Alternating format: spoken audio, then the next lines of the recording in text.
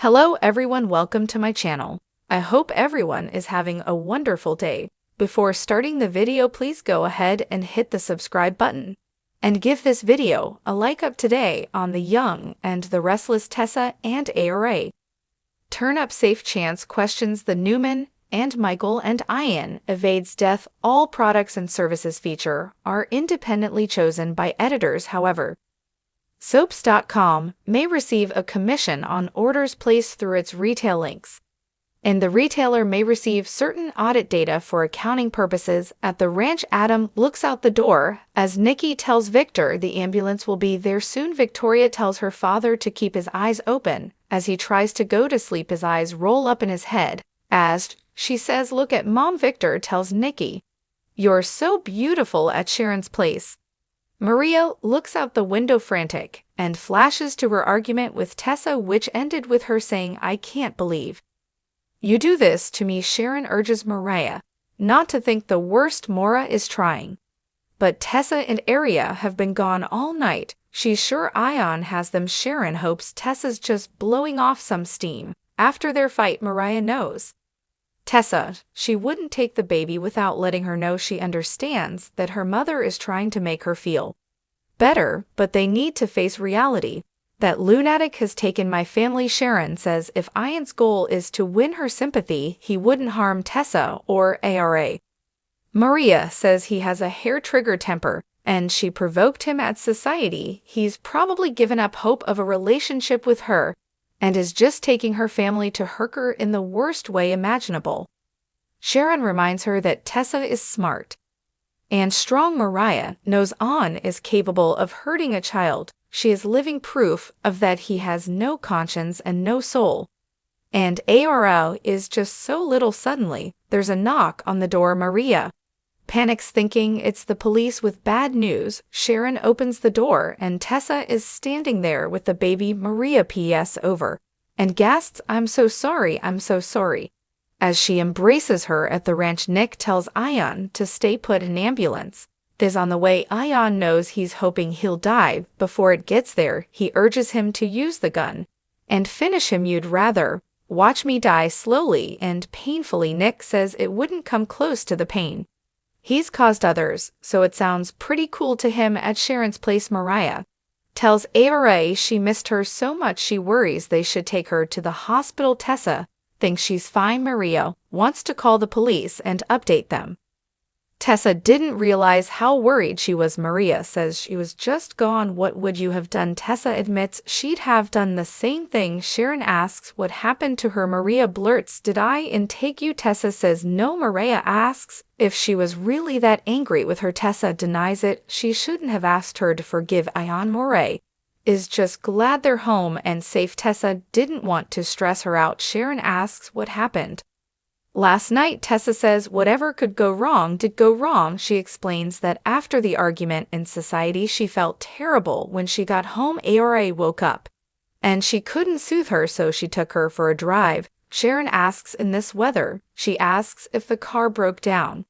Tessa didn't check to see if the car was charged, and it ran out of juice. She pulled over and her phone was dead there. She was on the side of the road with no way to contact Maura. It gave her time to realize what an idiot she'd been. "I'm so sorry." Maria pulled her into a hug at the ranch. Adam asks Michael, "How should we handle this?" Michael says Victor will be okay as long as the family all sticks to the narrative that Ian got the security guard's gun and shot Victor. He then saved the day. It's the truth. Michael marbles, "The man never ceases to amaze me." Nearby, Claire tells Victoria she's worried about Grandpa. Victoria says he's very tough. Claire, how people like Jordan and Ion get like that, having no qualms about killing other people. How does that happen? Victoria doesn't know. She's just glad there's enough of the other kind of people out there, like your grandpa in the living room. Victor summons up the energy to taunt on and tell him that he'll rot in hell. Ion says, "Of that I have no doubt." He then passes out. Nikki urges Victor to hang on at Sharon's place. She asks how Tessa got home. Tessa says it was too cold to walk, so she had to wait. Finally, Abby found them. Of all people, she was driving by and recognized her car. She had left her phone at society, so she still had no way to call Maura. Suddenly they hear sirens. Sharon stands up and says they're headed their way. Tessa learns Jordan is dead, and there's a lot she doesn't know. Sharon thinks the sirens are headed to the main house Maria goes. What else could happen tonight at the ranch? Chance hopes. There's a good explanation for all of this. Adam says right now they're concerned about his father. The paramedics says Victor will be what needs surgery. Victor refuses to go on a gurney. As they walk him out, he passes Ian, who is strapped to a gurney with his eyes shut. Victor tells Michael he appreciates him sticking around. I'll never forget it.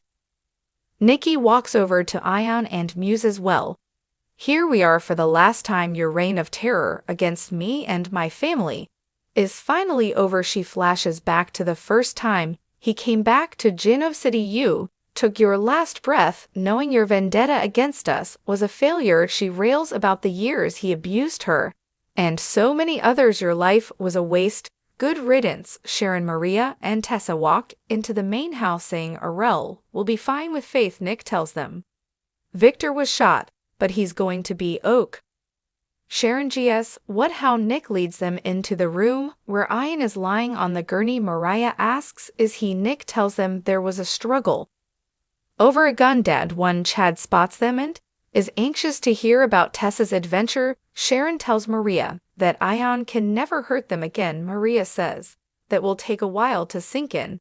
They're about to wheel Ian out when Sharon stops them to deliver a speech about how Heather Stevens didn't have to die. She had things to offer the world that were positive. Unlike him, she tells him he is nothing, and if there is any justice in this world, then his pain has only just begun. Maria steps up and tells him that when she was a little girl, he was everything to her, her hero. She was always trying to get him to notice her and be nice to her. She flashes to a meeting with Ian after coming to Genova City in which he told her the world will see her as he sees her. He recalled the way she changed his life.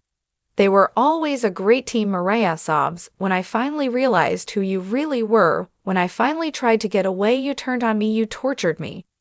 She had nightmares for years that he would come back and ruin her life. She flashes to Sharon telling Mariah that a doctor stole her as a baby and Ian bought her. She was Cassie's twin in the present. Mariah marvels that Ian ever thought he could win her back. She knows it's finally over. That tie between them is gone. She has a life now. She has a wife and a baby, family and friends that she loves, and they love me, so I guess you didn't beat me. After all, the paramedics wheel Ian out the door. As Maria sobs, Sharon says they'll go back to replace place and asks Claire to join them in the ambulance. Nikki tells Victor it's hard to believe first Jordan and then Ian all in one night. Victor thinks the stars aligned in their favor. Nikki's not amused by his attempt at humor. He assures her he'll be all right and there's nothing else to worry about.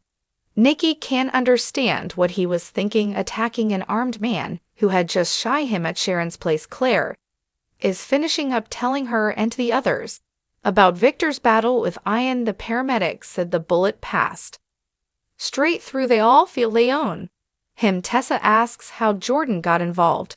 Maria and Claire fill her in on them teaming up. Sharon says Heather was in the wrong place at the wrong time. Ian needed a victim to pin the crime on her.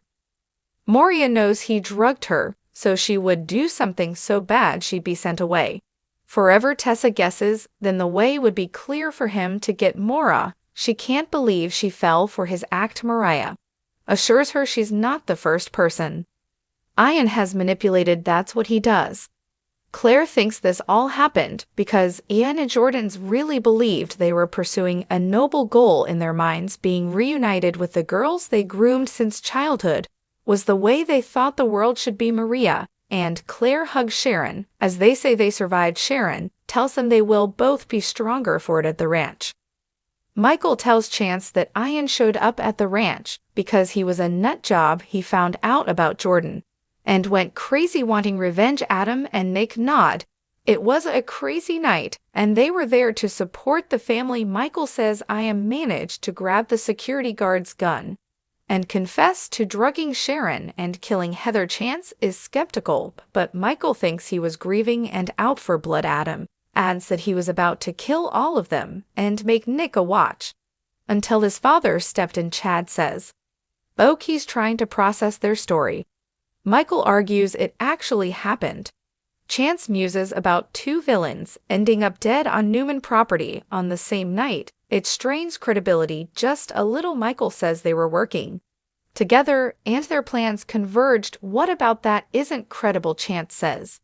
They're both dead now. Adam says none of them would be standing there right now if Victor hadn't stepped in. Michael tells him, Mortson, we back up their version of events. Do you have any reason to doubt what we told you at Sharon's place? Claire tells Maria they can go to bed tonight knowing Jordan and Ion can never hurt them again. They all agree it could have been a lot worse. Tess is so sorry for worrying Maria the redhead.